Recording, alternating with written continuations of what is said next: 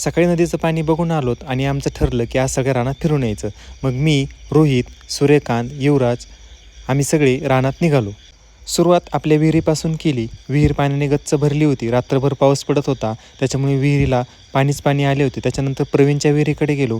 त्याची पण विहीर पाण्याने तुडुंब भरलेली होती. तिथं आम्ही त्या विहिरीपाशी थोडीशी मज्जा मस्ती केली.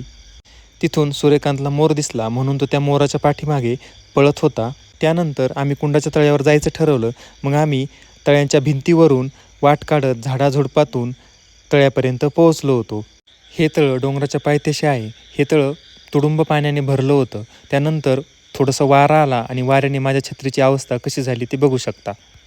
या कुंडातून नितळ पाण्याचे धबधबे वाहत होते आणि ते तळ्याला जाऊन मिळत होते. सगळीकडे नुसती हिरवाईच हिरवाई आणि पाणीच पाणी झालं होतं.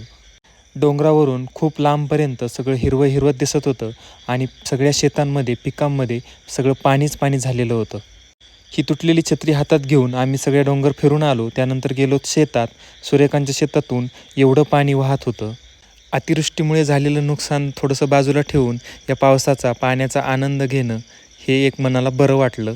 सगळा डोंगर फिरून दमले होते. त्यानंतर संत्रीच्या बागेत आलोत आणि भूक लागल्यामुळे यांनी संत्र्यावर ताव मारला होता. आजचा दिवस पावसात भिजलेला, मस्तीने भरलेला आणि निसर्गाच्या सानिध्यात खूपच खास झाला. रामकृष्ण हरी.